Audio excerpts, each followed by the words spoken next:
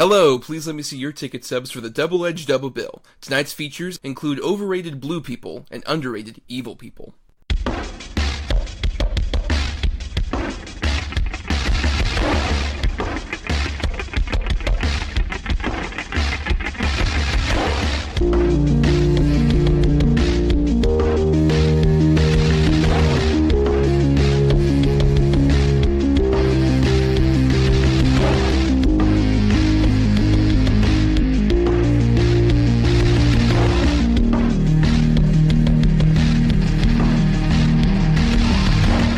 Each week, Adam Thomas and Thomas Mariani will come to the table to discuss the randomly selected yin and yang of a double feature. Then, both will have to pick a number between 1 and 10 in order to seal their fates for the next episode.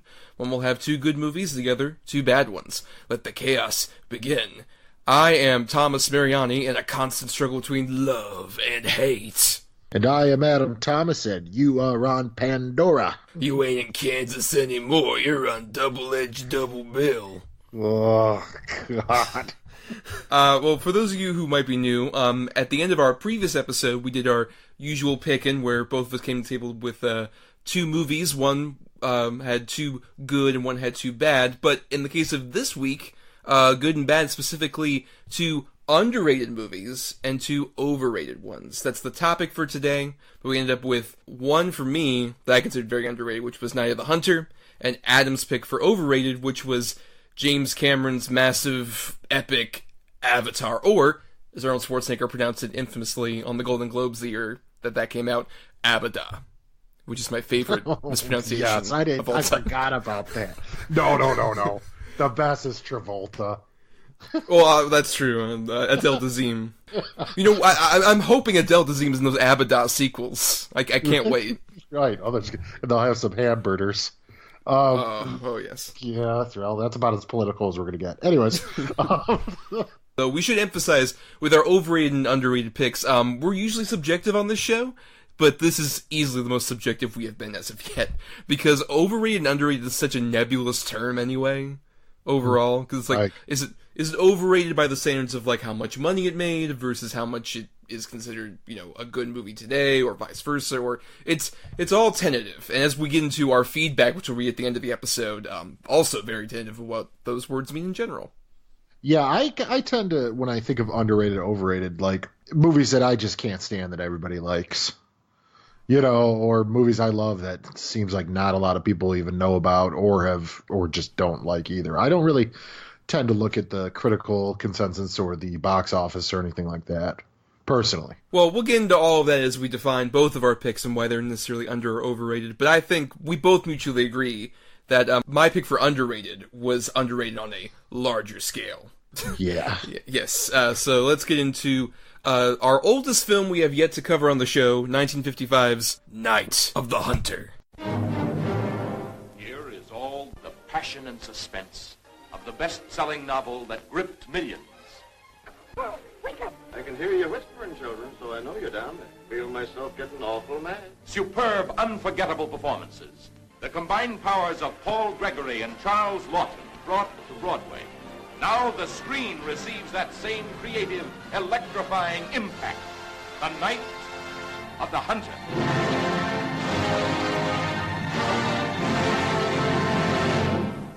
So yes, Night of the Hunter came out on July 26, 1955, directed by Charles Lawton, his only film, and Charles Lawton was famous prior to this for being a very well-respected character actor. Unfortunately, not a lot of people really remember him as a character actor in his prime, but most might recognize him from the RKO version of The Hunchback of Notre Dame from the 30s. Oh, yeah! See, that's how much research I do. But Adam, were you that familiar with Lawton's work prior to this or anything like that as an actor? I mean, not incredibly, no. I remember Spartacus, one of his westerns he did that my dad loved, Wagon Train, things like that. But other than that, not incredibly much so, no. Yes, at this stage in his career, he was apparently kind of transitioning out of doing film acting and doing more stage direction, especially. And this was his first film, and obviously last film that he did. When I first came on this, I was aware of this movie more because a lot of people who are sort of like film historians really love this one. It wasn't one that was accepted very much at the time, probably considering the controversial subject matter. The movie stars Robert Mitchum as a preacher, Harry Powell, who is in prison at the beginning of the movie. His cellmate ends up being Peter Graves, who is this petty criminal who ends up stealing about $10,000 and keeps it hidden away with his kids. And he tells Harry Powell in his cell about his past with the money, and that it's actually at his home. And Harry Powell literally gets out of jail, poses as another preacher after killing several widows while posing as a preacher, and shacks up with Shelley Winters, who plays the widow of Peter Graves, and tries to get the money from the kids. And for 1955, it's pretty fucking hardcore. Yeah, dude, it's a dark, dark movie. I mean, he's a serial killer, but he's like a religious, like, fanatic serial killer. And the fact that he's going after children and, with a friggin' switchblade and, what he does to the widow. And I couldn't believe it the first time I saw this. Now, the first time I saw this, I'll be honest, it was like, I was pretty young, but I thought it was kind of boring. But I was also probably 12 or 13 years old, and I hadn't seen it for a long time until I got a magazine. I want to say it was like Rue Morgue or something. It was like the top 100 horror or thriller movies that nobody's seen. And this was one of them. And I'm like, really? Night of the Hunter? So I rewatched it. I'm like, oh my God. Oh, I love this movie. Robert Mitchum is terrifying in this movie. But yeah, like I said, the subject matter alone, especially for 1955, that's crazy. Like, I could see a movie like that existing, like, in the 90s when, like, Seven was coming out and all those. It would fit right along with a movie of this subject matter. But in the 50s, that's crazy. Yeah, and that's why it was kind of rejected at the time, because it was seen as sort of scandalous and not of, like, a moral picture at the time that this came out. But I do agree. I didn't actually watch this until a few months ago, back when the streaming service Filmstruck was around. R.I.P. Filmstruck. But this is one of the movies, and I just heard about it from people like who were very influenced by it, especially Spike Lee. I remember seeing like a talk of him talking about how influenced he was, to the point where what I referenced earlier, the initials love and hate on Robert Mitchum's fingers actually inspired the bit with Rady Rahim, where he has those like plates on his fingers, which is amazing. And that's honest. I've seen that so many times. I'm like, oh shit, this is where it started. And so I did watch this movie, and I was so impressed by it when I watched it back in like August. I immediately just Amazon bought the Criterion Collection Blu-ray. Which I bet looks fantastic. Oh, it's so good.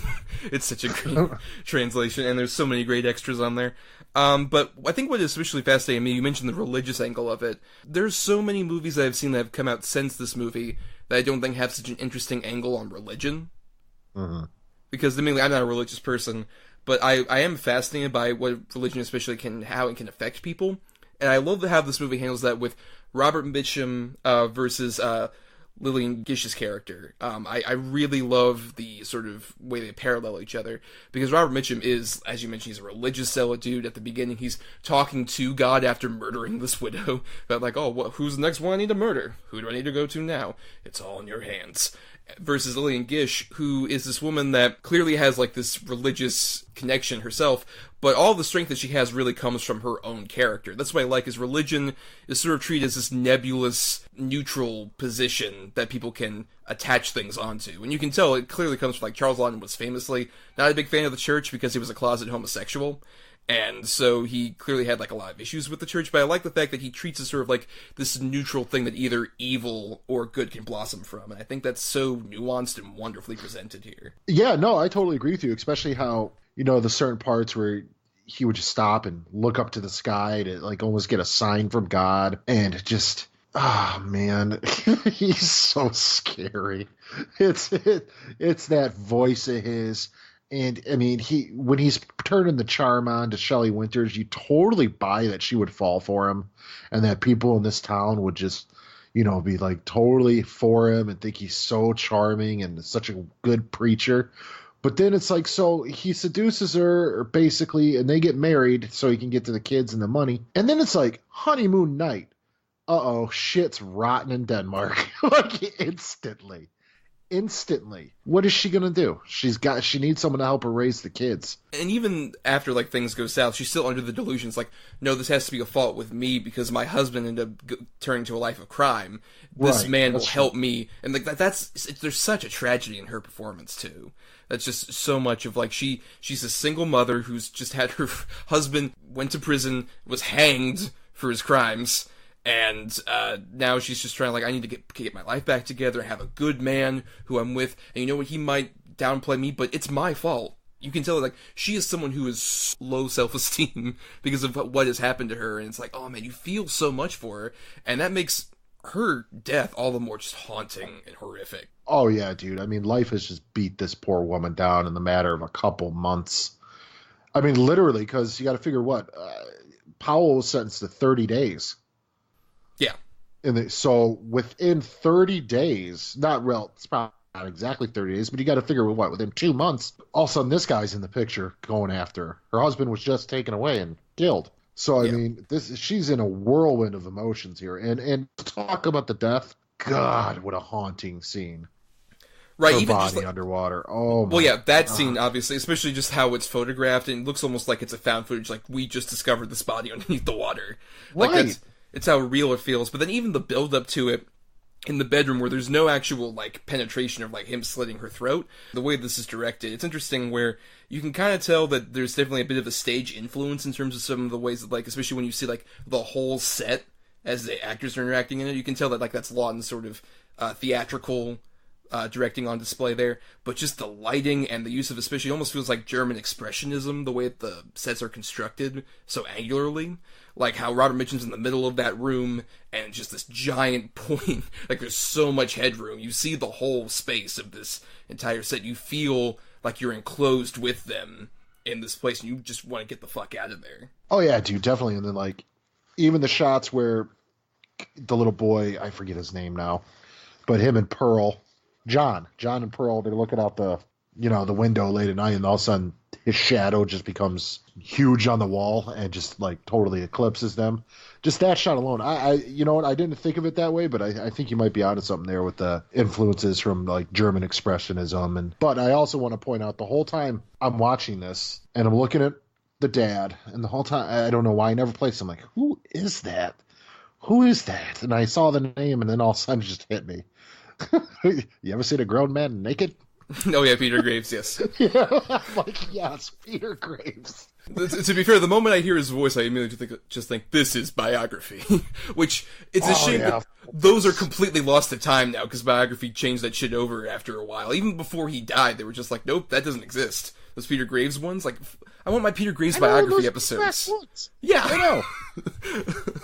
It's so funny. Because there are scenes in this movie that, taken out of context, could be quite silly. The end where Robert Mitchum's at in the house, and the cat runs up, and the way he pops up with his face, and she shoots him in the arm or whatever. Just the look on his face is so silly. But just something about Robert Mitchum makes me feel a little uneasy.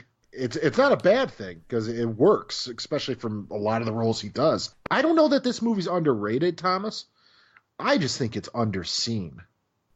Like, especially nowadays, and well, I guess back then, too, it didn't make a lot of money, but people know of this movie, but nobody's really seen it.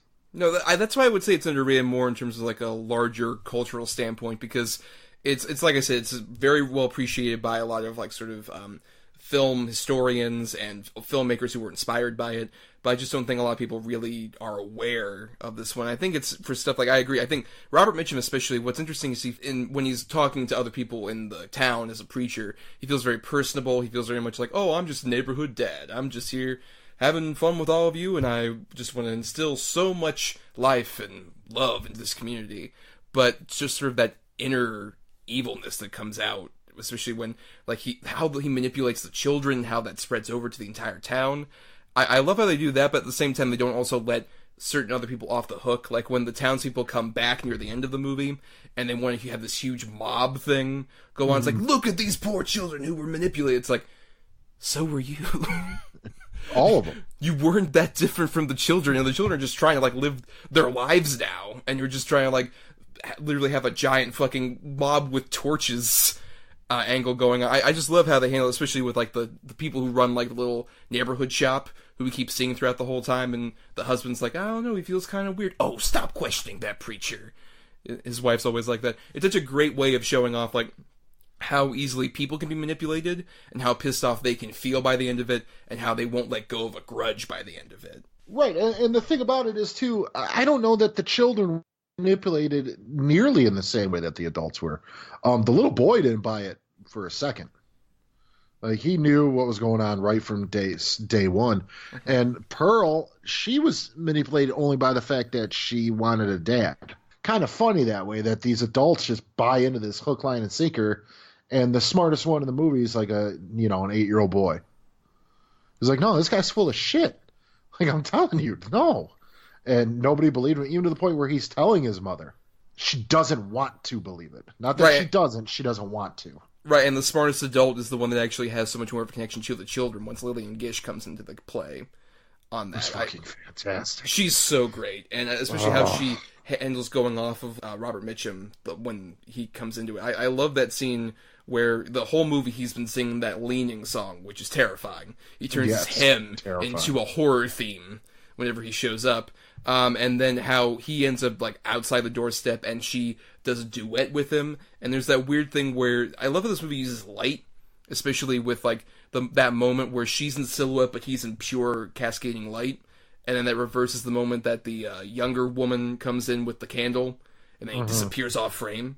I love how that's all used, especially just to portray Lillian Gish as, like, she's this woman who's clearly tired, but has so much of, like, a protective spirit to her that she wants to help these kids. But you can see how tired she is throughout all of this. How she can just barely manage to get the strength to fight this guy. Yeah, and now that you brought her up too, I'd argue that maybe the whole Ruby thing wasn't very necessary, with her, like, kind of being in love with him. But yeah, I really did like that scene where he's on the outside of the screen, he's sitting on the fence post singing, and she's sitting in the rocking chair with the shotgun just singing along with them. And then as soon as she comes in, lights the candle, and then she quickly stamps it out, and he's gone. Like, it's so, that song is so fucking creepy, man. Like, it's terrifying. She comes off so warm and just caring, but still kind of a hard ass, where she doesn't take any crap off these kids either. Like, she really does love them and care for them and everything. Even, like, when the Ruby character admits that she hasn't been going to sewing lessons, she's been seeing boys, and she doesn't whip her, she doesn't scold her, she doesn't, she understands. It's just such a good performance, man. You feel like, oh, grandma. Oh, it's my Graham. Right, and I love the fact that she has this, like, direct connection to these kids, and she's able to, like, see through, like, even, like, the older one is having that issue where you're talking about, where she's getting seduced by Robert Mitchum. But it's basically, she's kind of, like, having this weird connection where she's so attracted to him, but yet is willing to admit, like, no, it's only because, like, I was attracted. I needed this love in my life. It's something that even Shelley Winters wasn't even willing to admit. It's this interesting perspective where the adults are so in their sort of old ways that they want to have some sort of, connection. They want to have a scapegoat. They want to have, somebody who can be a pillar for the community that they don't necessarily need to be because they feel nervous about themselves. They show that throughout with all these adults. Meanwhile, the kids are so much more pure because they're like, no, we're not diluted by all this bullshit. It's weird that it kind of feels, and this is not a connection, but the structure of it kind of reminded me of, like, a lot of kids fiction that would come, especially in, like, the 80s and 90s. Like, this is the same structure as any goddamn Goosebumps book. I was literally going to say that. Yeah, 100%. RL Stine totally ripped off Night of the Hundred for all of his books. Poltergeist too, man. It's that old-ass preacher, man.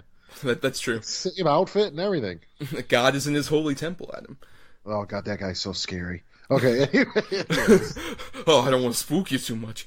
But no, yeah, I like the fact that with Robert Mitchum, he even comes off as monsters at certain points and kind of cartoonish. You mentioned, like, the scene where he pops up, and even when he's, like, running away into the barn, there's sort of, like, a cartoonish angle to it that's initially kind of, like, laugh-worthy, but I love the fact that they show it at his base core, this dude who was so charming, so elegant, is a fucking animal, is a monster.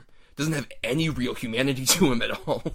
When he's threatened, he has so much more of like a cowardly, animalistic, venomous stake to him that he can't even control, like when he's around the kids. I love the scene where he's confronting Pearl about just like, John's a bit of a ne'er-do-well. You're a good girl. You can tell me where the money's hid. Tell me. And he keeps getting like more and more nefarious. And it's mostly shown through like that establishing shot of the house, but just the terror that's in their voices. And then how Shelley Winters comes in is hearing all of this. And Shelley Winters comes in, she's just like, oh, he's stern, but he's a good man. I need a good man in my life. Like, how far she's gone by that point. It's so good. And you could tell that, the father, he was trying to do it for the kids and the wife. Whatever, just to make their life better. But it's just, hey, man, don't hate the player, hate the game. What I like about that also is the fact that you get so much of, like, for a 50s movie especially, you would think, oh, this is going to obviously end up happily. But especially when I was watching the first time, there's that point after, like, Shelley Winters dies where you're like, are these kids going to fucking die? Is one of these kids going to get fucking killed? You had that suspense throughout that early part of the movie. Because especially as Charles Laughton, as he directs it, like, you just see, like, how much this, like, idealistic town is cascade in dark and shadow. And we didn't even really talk about, probably my favorite of the side characters, Uncle Birdie, the James Gleason character, who is so awesome. Sad. It's such a sad character. How terrible do you feel for the kids when they run to him for help? And he's drunk, and he can't do anything. He's passed out drunk. Oh, God. But hey, man, they steal his boat. Good. Serves him right. To go back to what you're talking about, the one scene where it's the kids in the barn and they're all filthy, and then he's on the horse out on the hill singing that damn song, and you can just see his silhouette. Right then and there, I'm like, he's going to see them in this barn, dude. He's going to kill these kids. Yep. Like, he's going to at least kill one of them. Like, he's going to kill the little girl or something. I mean, I'm glad this movie didn't turn into a child murder movie, but still, kind of wanted it to. Well, I mean, you feel that suspense, especially even just as the kids are, like, going out on that boat, and they're just like, oh, wow, we escaped, but it's the unknown wilderness, and we're children. Like, the oldest person in this boat is 8 years old, I think. Yeah, right, exactly. And I love how Charles Laughton just, like, shoots all those sequences of nature, like the various different animals that show up, don't know if they can really survive, and they have each other, but even then you're just like, how much is that going to carry you? Right, exactly. I mean, they're literally begging for food, and the woman gives them a potato. No, I didn't expect them to make it very long. I didn't expect it to end up where it went, really, with them finding a new family. No, I don't know, honestly, what I expected the first time I saw this movie. I was so nervous. Because, like you said, these kids, and then it's like they get in the skiff, and like, oh, wait, and then, oh, he's right there. Like, he's there, man. He's busting through those tree branches. He's in the mud. He almost gets him. I mean, he's just so close to getting him. And there was no doubt in my mind if you'd have got him, he'd have killed one of them. That horrible scream that he screamed. It was so terrible. Oh, my God. Right, out of that dude. Because it's like, it's so high-pitched and against type, too. Yeah, like I said, his animalistic sheen is coming out of, like, that upright posture. It's completely degrading. I love that in Mitchum's performance, how it just completely degrades. I also just love certain smaller moments, like the bit where he actually discovers the doll is where they were holding everything, and he just sits down and looks up, just like, the doll. It starts laughing. Yeah, of course it's in the damn doll. Mm-hmm. And then that great shot of they go up the basement and he's literally, like, crawling up the stairs to try and get him. Almost like Frankenstein outreached arms. Yes. Yeah, it's so cool. Another one, too, that I really, really liked. Might be actually one of my favorite shots in the movie, when the little girl's, like, playing with the money or whatever right in front of the house on the walkway, and the little boy's picking it up, and they're trying to stuff it in the doll, and then all of a sudden you hear his voice coming from inside the house. Yes. Boy, what are you doing? Oh. And then you slowly see him coming almost into the frame in the doorway, and then slowly comes out the whole time talking to him. It creeped me out, man. This movie is shot fantastically. Yes.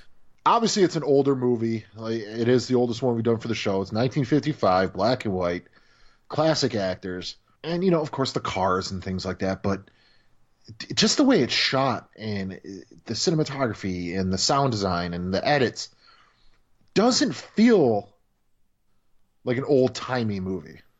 It feels very timeless in terms of where it is. Yeah, right. Yeah, I agree. Even though it takes place during like the Depression era, it still just feels like this could be of any time, any place that doesn't have cell phones, basically.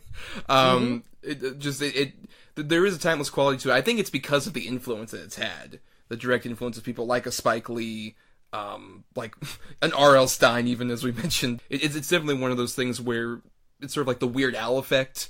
Like, people know the influences, but they don't really know the influencer, necessarily, with this one. Right. Yeah, I'd say that's incredibly accurate. Which is a shame. I don't own a physical copy of this. In fact, I don't own a physical copy of a lot of movies anymore. But I bought the HD version right on Prime. Mm-hmm. I mean, it's on there, and it wasn't that much, if I remember correctly. I think it was only like $14. Dude, it's worth it.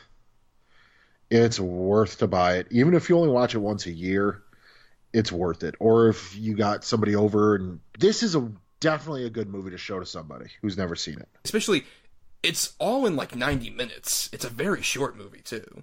And it's perfectly compact, it's concise, but you get all of the stuff that we're talking about. There's so much to analyze about just like the character motivations and the religious angles and all this other stuff that it's so rich, yet it's so compact and perfectly put together in this 90-minute package. Yeah, dude, 100%. It's breezes by, too. Like I said, the only time where I felt like it's slagged just a little bit is with the Ruby thing, but the Ruby thing's only like 5 minutes. For only a 5-minute thing to make you be like, oh, God. I will say this, anytime Robert Mitchum is not on screen, though, I can't take my eyes off him. Like, it's not like, I don't know, maybe I'm in love with Robert Mitchum. I don't know. But oh God, he's just so good in this. It's so unnerving. I mean, progenitor of the dad bod, Robert Mitchum. Oh yeah, 100%, 100%. But no, I think what works about him though is you need Robert Mitchum in there, especially it works so well in the first half of the movie. But at the same time, I think having him a bit more sporadically, I think that's necessary to show that like this sort of devilish character can be combated by like Lillian Gish, and how, like I said, his sort of armor breaks apart. There's a great bit where like he comes up to Lillian Gish and she doesn't know that Robert Mitchum is like this guy who's choking around, and then the kids come up and the Johnson's like, that ain't my dad. And Robert Mitchum just keeps going on his sob story about just like, oh, I'll miss those poor children of mine, and you have no idea how far I've gone to get close to them, and how the moment John says, like, that's not my dad, and she's like, yeah, I see through his bullshit, and just points that gun at him. Like, you need moments like that, and especially even Robert Mitchum handles that so perfectly with, like, a dark sort of comedy, where, like, he's going away over to his horse, and he's like, well, you haven't seen the last of Harry Powell. It feels almost cartoonish, but in a way that's, like, it fits authentically to, like, how really pathetic he really is when he sees true good facing off against him.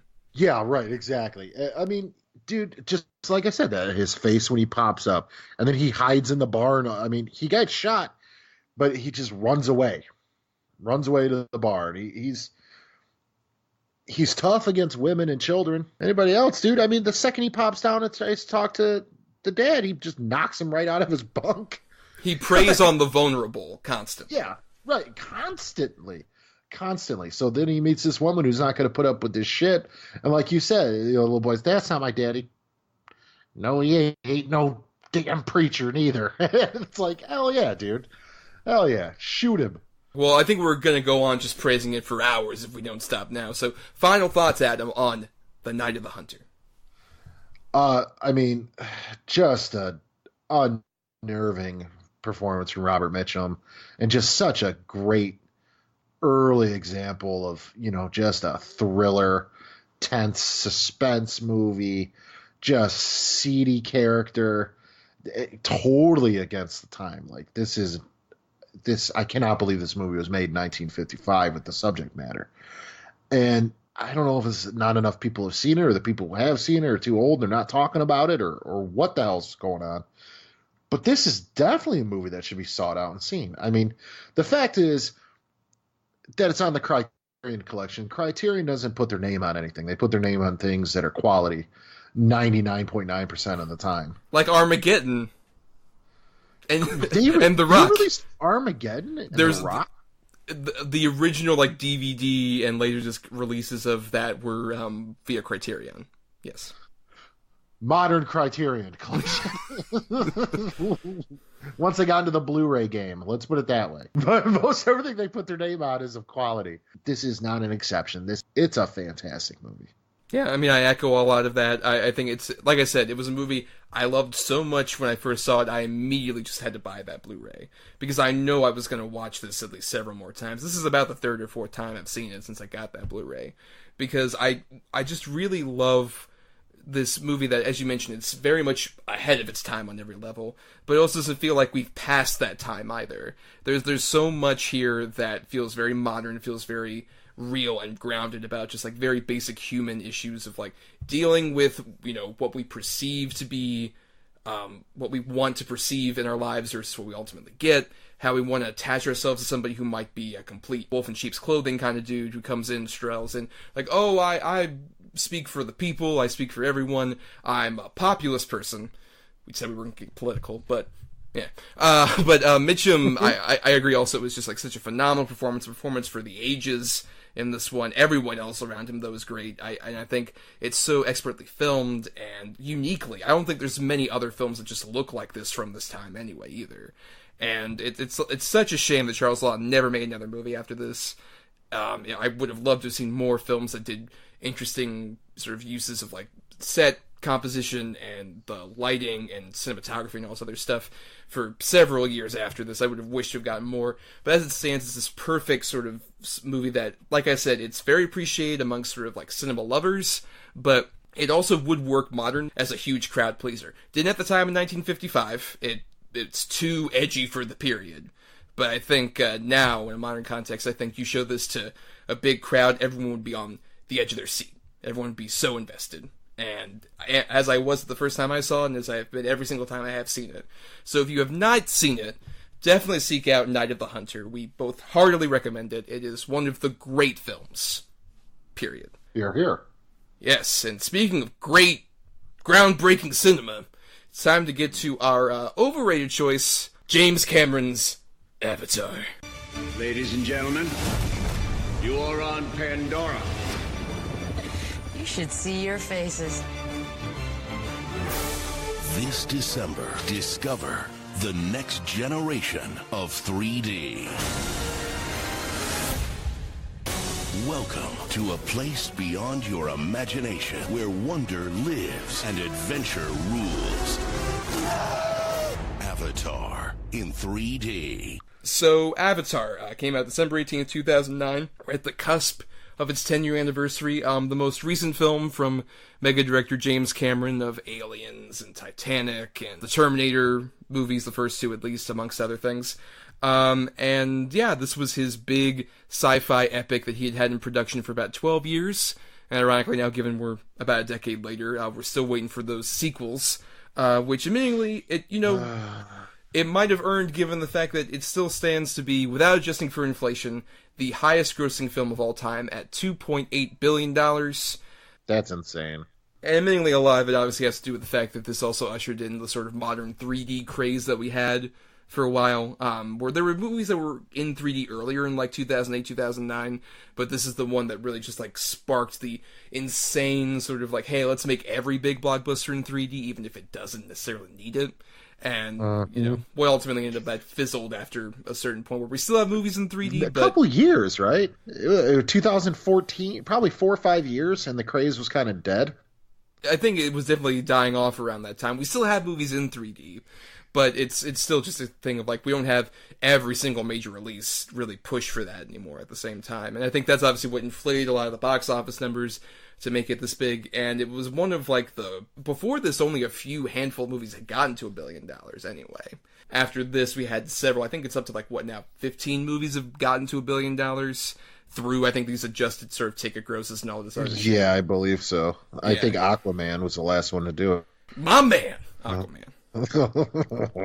But, you know, Adam, this was your choice for Overrated. Why don't you go ahead and sort of describe why you feel this one in particular is overrated? Well, I mean, dude, it's Dances with Wolves with blue people. It's the prototypical white savior movie. It's, you know, Last Samurai, Dance with Wolves, just granted, yeah, they're blue alien people, but they're savages and blah, blah. I mean, get the fuck. Unobtainium. Unobtainium. It's a real scientific term, Adam. Okay, well, fuck me, I guess. It's and the fucking guy from Drag Me to Hell in Inception, his boring ass. Oh yeah, Dilip Raho, yes, returns. Oh God. It's like, this is the first movie my wife and I saw at the theater together. She took me for, I think, Christmas. We didn't have a lot of money at the time, so this was my Christmas gift. We went and saw this, and we grabbed a couple bottles of wine, and we came back, drank said bottles of wine, and did nothing but talk about how boring this movie was. And we saw it in 3D. I find it so just run-of-the-mill, the same story I've seen countless times before and since, and just boring wooden characters, boring wooden acting. It's just Stephen Lang's the best in the movie, and he's going so over the top. Mm-hmm. But he's at least the most enjoyable of the movie. Sam Worthington, I mean, I think that's the thing to me is I don't necessarily think the whole cast is wooden. I just think that's the problem of, like, we have our audience surrogate character in the form of Sam Worthington, and he's so bland and underwhelming, especially when you consider the fact that he has to be in motion capture for so much of the movie, and he's a blank slate, so you don't really get much personality out of him, which I think really contrasts with someone who you didn't mention, who I think is giving it her all. Zoe Saldana. Yes. Yeah. I think Zoe Saldana as Natiri, I think, is really giving so much into that, and I think that she is, the big strength of why people, like, really went behind the visual effects, which I still think are impressive, mostly when it's, like, any of the scenes of actually the Na'vi together. Really, the special effects don't work as well when they have to mat in humans. When they have the humans just having the masks, and it's like, oh, that doesn't work very well. Or Stephen Lang awkwardly inserted into that giant robot mech that he has. That stuff doesn't hold up very well.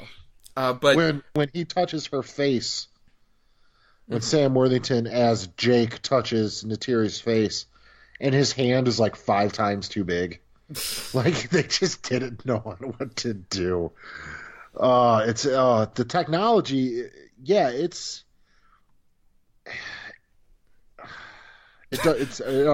already doesn't hold up to me. Like, it does work when it's the Na'vi. But I can't stand the creature design in this. They all got the same stupid mouth, and they all got 6 legs, and it doesn't work for me, man. It's weird where, like, I think the Na'vi do work interestingly well, and it's weird that there's one person who they distinctively go against doing, like, the similar design with, and it's Sigourney Weaver, because they want to have Sigourney Weaver's expressive face on her Na'vi. Oh, fuck. How bizarre is that? It's just her face. Yeah, it's her face on a blue person, pretty much. And yeah, Joel David Moore, they do make him look like an Na'vi, and it looks like the same fucking guy. Yep, that's true. But that was the bizarre thing when she's smiling and stuff, and I'm like, this is just, what the hell is going on with this? It reaches a certain level of uncanny valley that I was a bit uncomfortable with. I'll say for me, I remember I was caught up in the hype of, like, oh my god, James Cameron's Avatar. James Cameron, I think I've said this before, at least off mic to you, Adam, but James Cameron is a very fascinating filmmaker to me in terms of, like, I love most of his movies, but also, more importantly, he is one of those guys who has, like, such a clear ego driven from, like, my favorite James Cameron story is him on the set of, like, right before he was going to shoot Aliens, and he had just done Terminator at that time, just graduated from, like, the Corman School of motion picture filmmaking, and he was like, hey guys, I know you are a bit tense about me because you liked Ridley Scott so much from the first Alien, but I want to go ahead and show you a screening of my movie Terminator. It hasn't come out yet, but I just want to give you an idea of what kind of filmmaker I am. And the crew was so bitter, they didn't show up. No one showed up. And that created the monster that James Cameron is today. Which is so fascinating. So, yeah. That dude's just like, he was sitting in that empty screening room in England just like, oh, I'll get them. I'll show all of them who I am. I'm James motherfucking Cameron. And he has been exactly that since. Yes. James motherfucking Cameron. And he thinks it, breathes it, eats it, and shits it. Like, he wakes up up? I'm James motherfucking Cameron. Like, you know he does. He just Travis Bickles himself in the mirror every day. I am God's only man. James Cameron. I am James Cameron. But, so, I've always been fascinated by James Cameron, and then the lead up to this was obviously a lot of, like, is he gonna do it? Is it gonna work? It's been the story with several of his movies. Leading up to Titanic, it was the same story of, like, this is his bomb, it's gonna be his failure, it's not gonna work at all. And that movie grossed $1 billion, and then this, leading up to this one, it was a similar thing. But I was curious, especially if nothing else, for, like, all the advertising was definitely the groundbreaking visual effects in 3D. And I remember really enjoying it that first time, and then I didn't see it again until it was on DVD for the first time. And I got, like, the cheapo DVD that first came out, and I kept falling asleep. Yep. And this is the first time I've seen it since. Interestingly, I watched, actually, the 3-hour extended version of it. Oh, boy. Which has, like, admittedly, I like it so much more in the original cut, where, like, it starts off with, like, Jake wakes up in the middle of that space station, and then it just gets right into, like, hey, we got, like, avatars, this is what we fucking are. Here's some brief flashbacks. Because in the extended edition, they have a whole sequence of him on budget Blade Runner world where he's at, and he's in his wheelchair, and I love there's a scene where he's at a bar and he's like getting in some trouble with some street toughs, and they throw him out and then also immediately throw his wheelchair right behind him. It feels like a Simpsons gag almost with the timing horrible. of it. I don't think I've ever been brave enough to watch the extended version. I really don't. Mostly it's not worth the shit because it's a lot like as is with most James Cameron extended editions, I feel. Like, those things are cut for a reason, because he likes to paint with a large, broad brush, and that's even more clear when he puts the shit he cut out back into the movie. It really shows up. To his credit, I'm fascinated with this movie, not in a way where, like, I'm invested in any of the characters, but on a technical level of, like, he clearly wanted to accentuate this technology, the motion capture, the 3D, all this other stuff, and he did it by doing the basest level possible storyline of, like you mentioned, white savior guy comes into the village. He's initially accepted as an equal, then he's shunned, and then his evil white, corporate overlords try and come in. We didn't even mention Giovanni Ribisi, who is for fuck's sake, hysterically stupid in this movie. Just like anytime he's there, he's just like pitching golf balls and all this other shit. So it's definitely like it's such a baseline story to just accentuate all of this technical craft.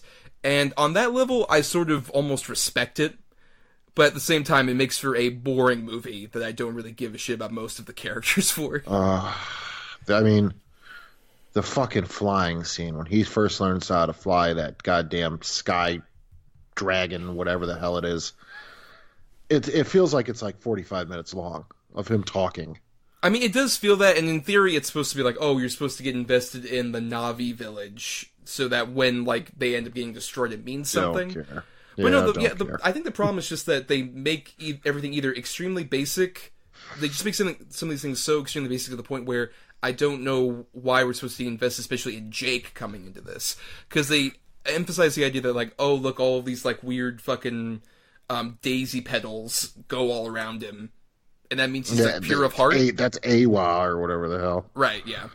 The mother tree from Pocahontas, basically. Yeah, yep. I would not be surprised if in the sequels, because I've heard that Sigourney Weaver's supposed to come back, and she dies and becomes part of, like, Awa.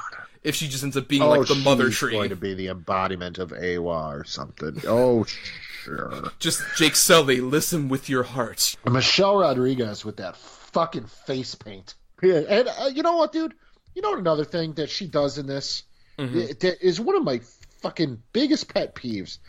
It's when they're fucking firebombing the tree or whatever. And I didn't sign up for this shit, and she just flies away. Yes, you did. What was in the contract you thought you signed? What did you think was going into what this? What were you doing this whole time before Jake? You didn't show up there the same day. You're telling me you weren't dealing with these goddamn things and shooting at them and everything else before then? Of course you were. I hate that. They do it in movies all the time. That is such a big fucking pet. I didn't sign up for this. Yes, you did. You motherfucker. Of course you did. You're in a goddamn Apache helicopter with rocket launchers. What did you sign up for? Oh. I signed up to see you, Adam Thomas. I see you. Yeah. Oh, God. Jake Sully? Uh-huh. Yeah. And, you know, of course, not only is it the white savior goes their thing and he's reluctantly accepted, he learns their ways, gets better at their own ways than they do. He becomes the Tomacto or whatever, their prophecy. It's him. He leads this giant revolt, unite all the tribes. This one fucking guy who just learned how to do this shit in like 8 months. Well, wait, and you forgot the bit in the middle, though, where he unintentionally leads the destruction of their god. And they're like, we hate you for about like a day. And then he comes back like, guys, I'm sorry. Well, he seems sorry. Let's do this. Well, he flew the big one here. So I guess we gotta grab him, right? Mm-hmm.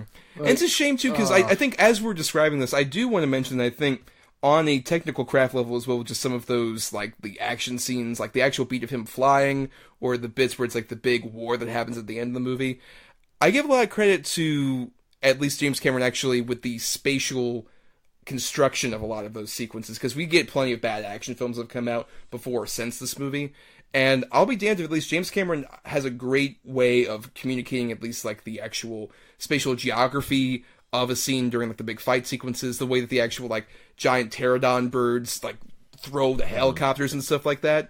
I give a lot of credit to, he has a really great use of the geography of the spatial interaction between a lot of these characters, even though they're, like I said, they're more tools than they are characters for those sequences to like be portrayed. That's the thing I think he's always had, and I think especially in his later movies like Titanic and even True Lies also had this, is a lot of just like the characters are more playthings for him to elaborate out on these big giant sequences.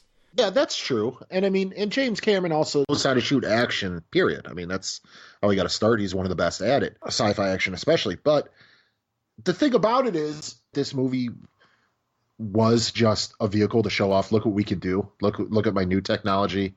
Look at, look what I've done. I've revolutionized it again. But the hype is so insane. That is the greatest movie I've ever seen. It's so beautiful. It tells just a wonderful story about togetherness. And like, get the fuck out of here with this. What do you've never seen? What? So you were challenging my underrated choice a bit, Adam, in terms of how underrated necessarily is. I will challenge your overrated slightly, in terms of, I would say, circa 2009 or 10, I totally agree that this is probably extremely overrated. But considering the biggest cultural impact of Avatar in the 10 years or so since it's come out has been, what's the cultural impact of Avatar? I would argue that I think the only thing that's sort of lasted in terms of its, like, cultural relevance is people talking about how it changed film at that specific time in terms of, like, the 3D and the special effects stuff, and the motion capture use especially, really, like, I think, elevated after this point. But otherwise, I don't think people really give much of a shit about it either way to make it over or underrated in any level. It just exists. Yeah, the thing is, I mean, I don't disagree with you. I do agree with you, but I mean, 4 more of these things, dude. 4 more Avatar movies. I guess that's a big part where I'm saying it's overrated too. I don't know that this movie warrants even one more sequel, let alone another 4. You know what I mean? Well, right, and I'm not sure if it's really necessarily, like, much, like I said, populist interest in it at the same time. Like, I know they did also build the Avatar land in Animal Kingdom, and it's been interesting hearing about that and how a lot of people are like, either, oh yeah, I remember Avatar and I remember liking it about a decade ago, or small children who are like, what are the blue people, mommy? Who don't even know what the fuck it is.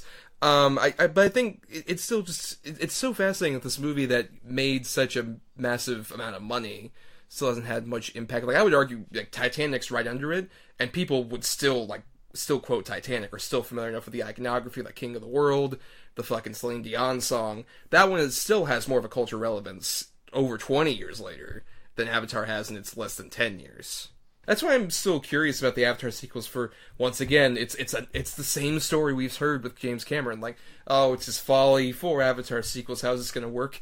He's gonna make it work, you son of a bitch. Don't you doubt me. It's like every Marvel movie that comes out. Every single Marvel movie that comes out, I'm like, this one ain't gonna do it. This is going to be their first downfall, and then it's like $1 billion. They've at least released one, at the very least, one movie a year to steadily keep it in the consciousness. That's true. Versus James Cameron has, like I said, just occasionally come back up from the bottom of the sea, just like, I'm making more of them, and then goes back under. Like, that's been sort of the cultural lasting ability of James Cameron with this fucking franchise. Yeah, because I don't even know when the first one comes out. It's been pushed back. I remember when they first announced the Avatar sequels, 2014. Oh. Yeah. And how long that's been. At this rate, we're probably talking at least another 2-3 years. Probably, yeah. And even then, I don't know, especially how even the Fox-Disney merger is going to affect that, too.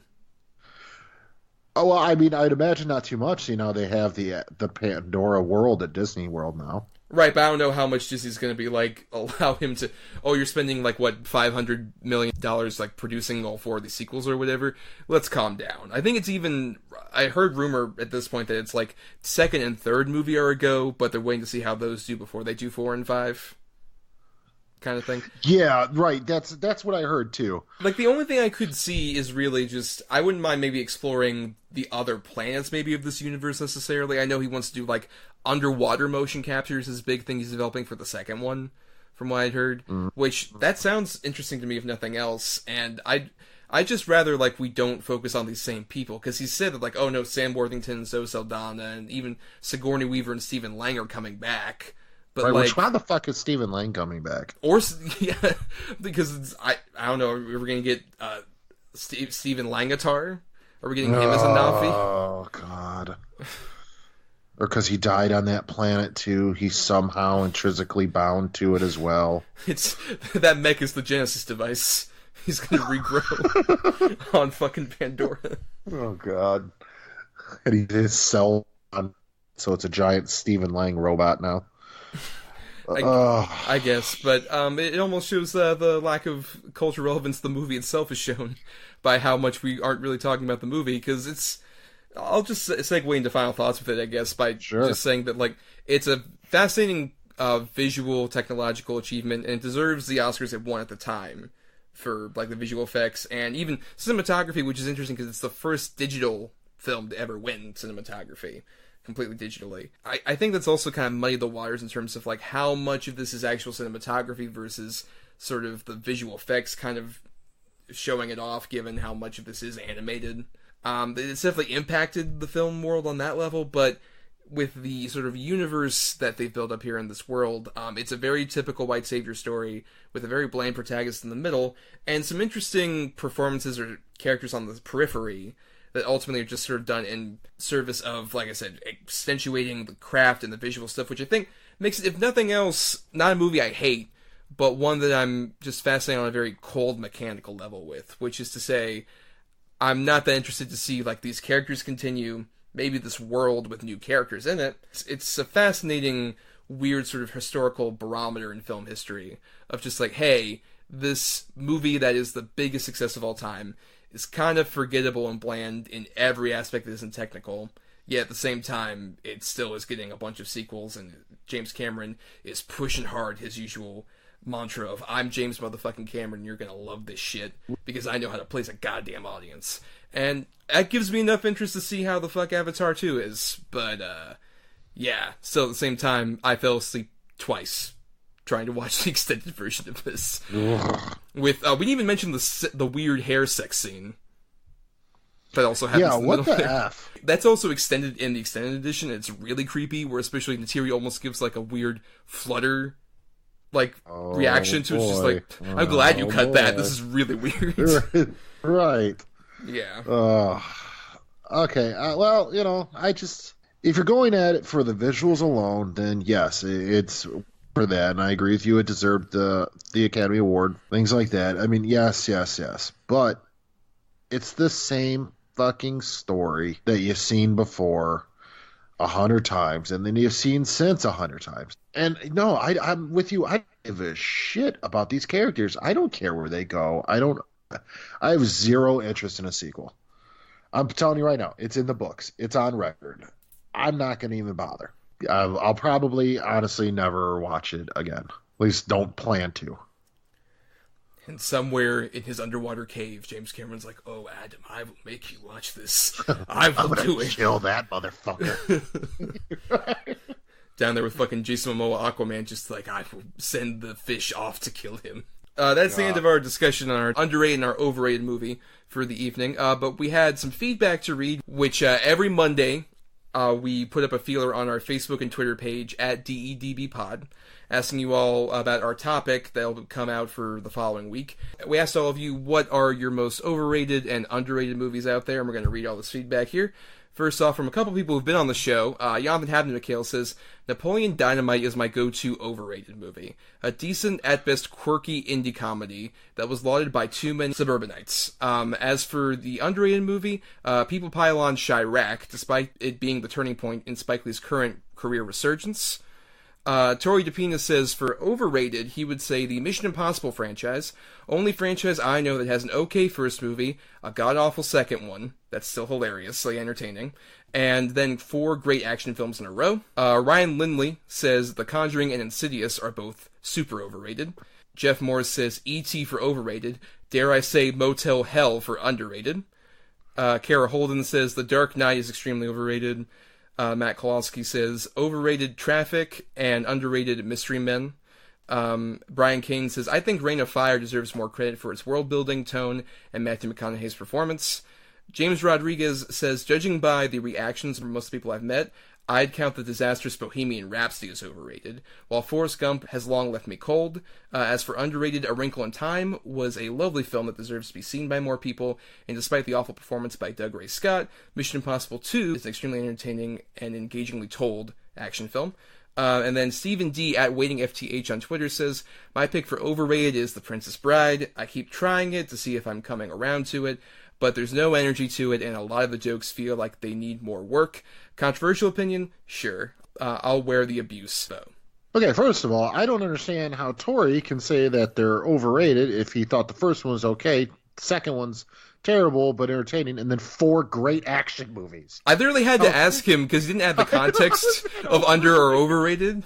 Like, I don't know how that works. I think he's just trying to say he likes the Mission Impossible franchise. I don't think he just wanted to throw that out there. Which is fine. Friend of the show, Tori, come back to elaborate on why the hell you thought this about Mission Impossible. What the hell?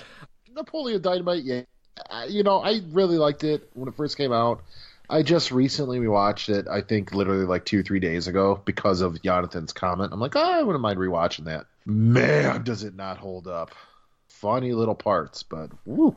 I remember when that came out, I was young, I was in school, and all my friends just talked about how much, oh my god, I love Napoleon Dynamite.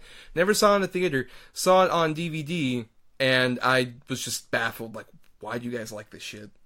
I get it. Yeah, no, I get it now. It was an early example for me of just like, this shit's overrated as fuck. Why do people like this bullshit? And to go with Ryan here, Insidious, I agree. I think it's overrated. I did not like the first one at all. I haven't even bothered with any of the other ones. I really like the first Conjuring a lot. Second one, I wasn't too keen on, actually. I will say, since we last recorded, I have seen, to comment on James's thing, Bohemian Rhapsody. Yes. That's what I'm hearing, dude. That's what I'm hearing. I know people who saw it and they're like, "Oh my god, it's amazing," and then let's put it this way: I don't know anybody who's like, "Yeah, it's all right." It's either people love it or it's just garbage. It's fucking garbage, dude. It's just that's what I've heard. It's every fucking biopic. I think it's all of like any of that praise has to do with like Rami Malek, who we're doing this not too long after the Academy Award nominations were announced. He's the only one that deserves to have any kind of nomination. Because, God bless that dude. He's trying to carry what is just every single lame musical biopic. Did he get nominated? He got nominated, yes. Okay, I know he won the Golden Globe, so... That movie was nominated for, like, picture, screenplay, get the fuck out of here. Sound editing, all this other shit. At least it was nominated for costumes, because that thing looks like it was fucking costumed by Party City. It's fucking disgraceful. It's interesting how funny that this movie gets so much praise, and no one's talking about the director that much, Adam. I was going to say, you think he's going to show up? You think he'll show up to accept the Oscar if it wins? I don't think so. Yeah, I wonder why they're not talking about him. Well, maybe because he's a terrible, terrible human being. Yeah, maybe. Maybe. Read your Atlantic. Right. And Kara, My man. I completely agree. Hot take, I agree. Mm-hmm. Just no, we're not going to get into it. We've discussed this previously. Yeah. Listen to our DC episode. The thing is, I'll say with Steven's comment, actually, I have heard a fair amount of people not be on the Princess Bride train as of recent. I don't know if it might be like you had to be a certain age at a certain time to love it, necessarily. Maybe, but you and I got almost 10... We had, I think, about 10 years in between us, age-wise. Yes. And I love The Princess Bride. I love The Princess Bride, yes. I love The Princess Bride. I don't think it's age at all. I just think it's one of those movies, either it speaks to you in a certain way or it doesn't. I will say, you know what, the one thing, as I've watched it, that does not hold up well about that movie is the weird electronic synthesized score. The movie being like this medieval fantasy comedy movie, regardless, just it feels kind of weird. The way that Princess Bride is like a much more traditional fantasy movie and the way that it's kind of shot, it just feels kind of jarring with the rest of it. Yeah, but regardless, I mean, I still love that movie for the most part. I'm not quite on that train, but it's not an unfamiliar opinion I've heard for sure. Yeah, me too recently. Very odd. Yes. I will slightly agree with Jeff on E.T., in that I will say I always thought, I still really enjoy E.T., but I think The Iron Giant's a better version of that same story. The best version of that same story. Yeah, I agree. I've never really been big into E.T., even when I was a kid, but The Iron Giant's one of my favorites. I mean, it's so fantastic. And Motel Hell, come on, Jeff. Come on, dude. We've discussed this with Jeff on previous other instances. I mean, Jeff, get over it. Indiana, let it go. You're right. But and then just we gotta, because Brian brought it up. I like Reign of Fire. I think it's just a fun movie. It's crazy. It's over the top, but it's fun. I mean, what is there not to... Have you seen Reign of Fire? Yes, I have seen Reign of Fire. I dig Reign of Fire. What's not to like about it? I mean, honestly, it's dudes hunting dragons. That's awesome. Mm-hmm. And the scene where they're all doing a play of Star Wars for the kids is like, did you write that? Yes, I did. Yeah, right, that's great. Right, exactly. That's a really great moment. Yeah, I agree. No, it's been a while since I've seen it, though. I would have to rewatch it, especially because that was also around the time where, like, it was after Matthew McConaughey kind of burst onto the scene in the, like, mid-90s, and after his star kind of faded. This wasn't too long before he started doing those, like, really bad romantic comedies that would, like, dominate his career. And it's one of the better performances of that era of McConaughey, before the McConaissance took him back. Right, right. Yeah, exactly. And gave us Beach Bum. Yeah, right, exactly. Have you seen that fucking trailer, Adam? That trailer is so fucking great. Yes, it does. Martin Lawrence gives a parrot cocaine. I'm so down. I know. I gotta see it. Matt, I still like Traffic for what it is. I do think it is a little overrated, but I still like it. And I'd argue, honestly, Mystery Men, I loved it when it first came out. I have so many issues with that movie now. Just the pacing of it a lot in certain places. I think there's still some fun performances in it, but it's Mystery Men's a weird movie where I think there was a point where when it came out, it was ahead of its time, and now that time has passed. I think agree. That's the thing. I 100% agree. It's a perfect satire of like that era where we're getting like Joel Schumacher Batman movies and shit like that. It fits perfectly for like that era, with like the Greg Kinnear's Captain Amazing, who is admittingly great. Him with all those fucking advertisements on his fucking shoulders and shit. I think it's a perfect satire of superhero movies of that time, and now it's quaint. Yeah, that's an apt description. Yes, I think. But then again, I might have to revisit it. I don't know, maybe it has untold potential still left in it. Maybe. But we want to thank all of you for submitting that feedback, and also thanks to Chris Oliver for the music used in our show. Listen to more of his music at chrisoliver.bandcamp.com. Thanks to Emily Scarta for the art that's used for our show. She accepts commission at fiverr.com/eescarta. And you can also find us, like I mentioned, at DEDBpod on Twitter and Facebook. That's where our little questionnaires are put out on Mondays. And we're also at doubleedgedoublebill@gmail.com is our email address you can send feedback to. And we encourage you all to go on to iTunes to rate and review us, because that gives us more visibility. We're also on like Podbean and Spotify, and I should announce here, this is something Adam isn't even aware of. I just got the confirmation that we are now on Stitcher, the popular podcast app. Way. Yes, we just got Excellent. approved for Stitcher. So we should be on there as of this recording. When we're releasing this, we are on the Stitcher app now, so if you want to go ahead and preview us on that particularly popular podcast app, we're there. That's excellent. Yes, and you can also follow me at Not the Who's Tommy on Twitter. That's my own personal account. And I also do writing at marianithomas.wordpress.com. And you can find Adam praying to the home tree. Oh, Awa has heard me. And she has not forgiven you. But we're not finished yet, Adam, because now we have to do our picking for next week. So at the end of every show, we each come to the table with 2 movies of different quality. Adam has the 2 good movies for next week's episode. I have the 2 bad ones. And our topic for the week is interesting because we were thinking of topics to do. The fascinating thing is that Jim Carrey, 25 years ago, around the time that we're releasing that episode, had his amazing year in 1994. Which, consider the fact that in February of 1994, he put out Ace Ventura: Pet Detective. Then in July of that year, he had The Mask. And in December of that year, he had Dumb and Dumber. Oh, yeah. No, that was like a huge year for him. 3 of the biggest successful comedies of the 90s. That's how big Jim Carrey was at that time. And you can tell it kind of spiraled out after that point in the mid-90s. But he's always at least a very committed actor, or artist, in his modern cases, I guess. For good or bad, he's always present. I never get the feeling that Jim Carrey's phoning it in. And we'll talk about that a lot more next week, but let's go ahead and do our picking. So, for your 2 movies, which you've assigned 2 numbers to, I'll pick a number between 1 and 10, and my number, I'll go ahead and go with 4. At number 2, I have a movie you and I have discussed before.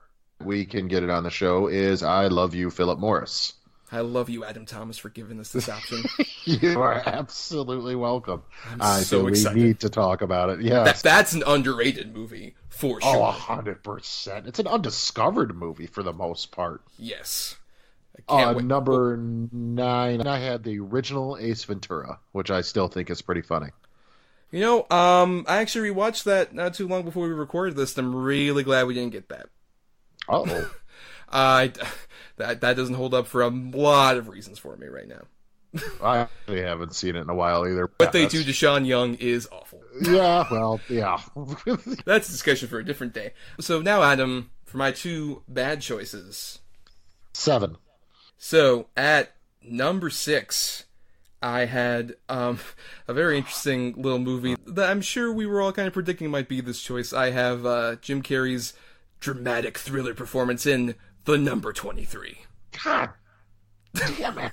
I fucking knew it.